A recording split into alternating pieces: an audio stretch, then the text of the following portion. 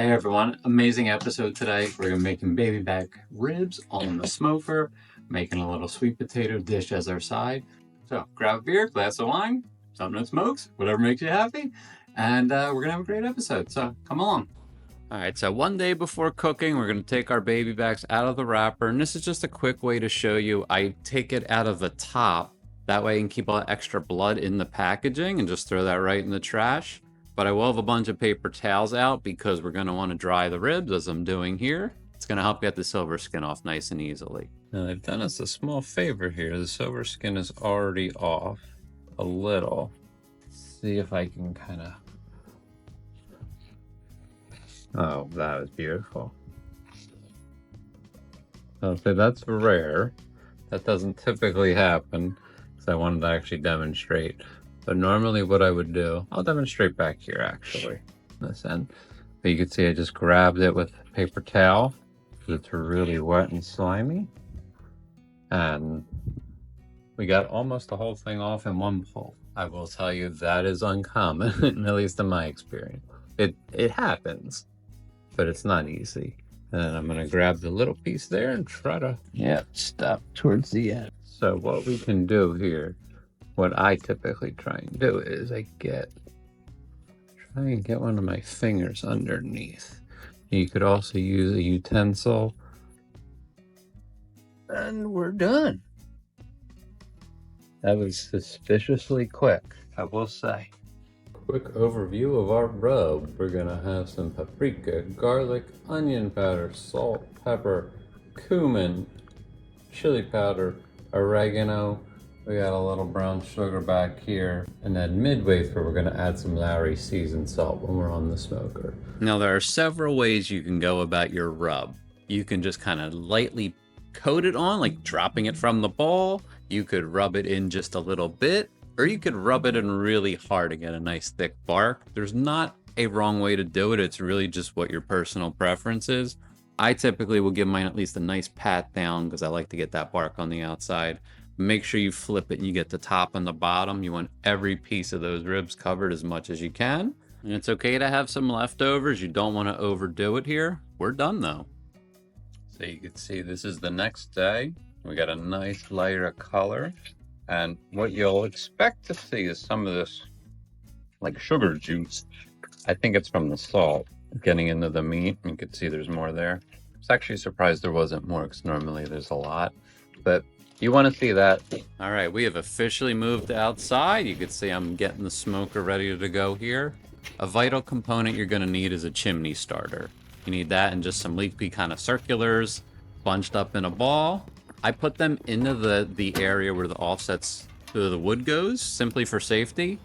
And then a bunch of charcoal briquettes. And you definitely need a torch or a long candle lighter just for safety purposes. But you can see this is immediately kind of smoking like crazy, and that's exactly what we want.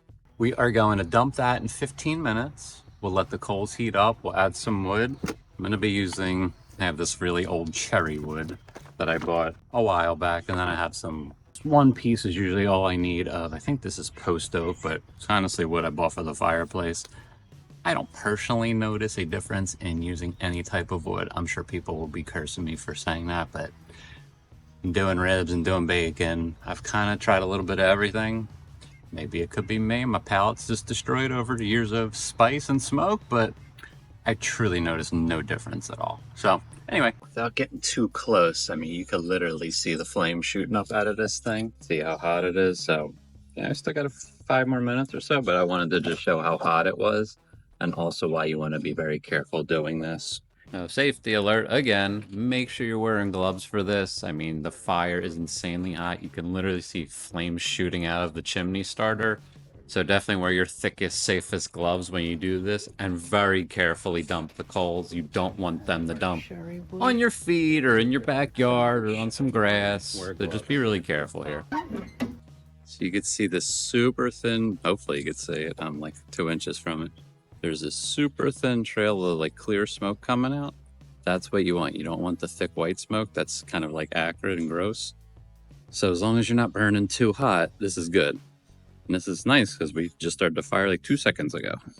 So I'm actually going to open up the damper a little bit. There Look at that. Now we're full gym mode. I love it.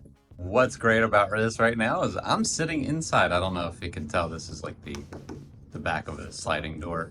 So if you have the ability to, of course, set up your grill, your smoker, whatever you're using, and make sure you can see it from inside. So I can literally, I mean, I'm watching the smoke, you know, in the background behind me on the camera now, but I can also keep an eye on the temperature gauge, which is really important because I don't want to be running outside every 15, every so often, we'll just say.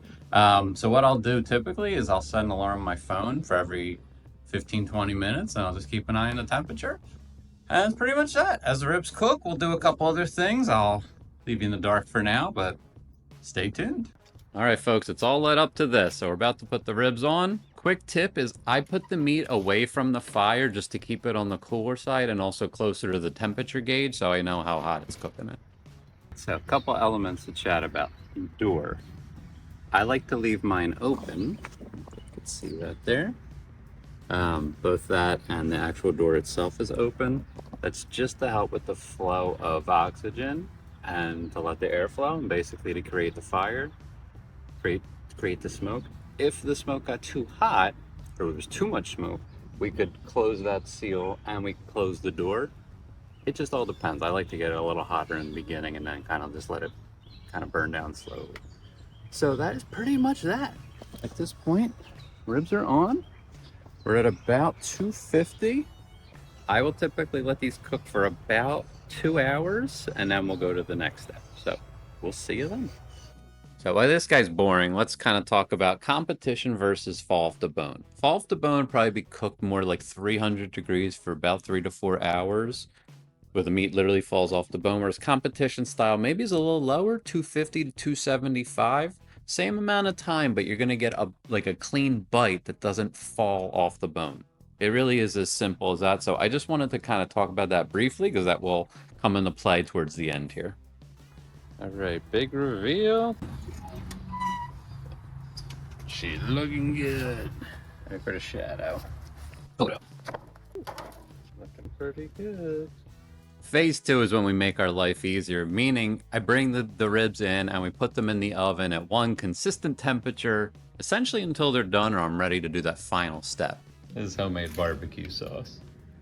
That final step will be shown later, so just stick around and we'll definitely get to it. It'll be worth the wait, I promise.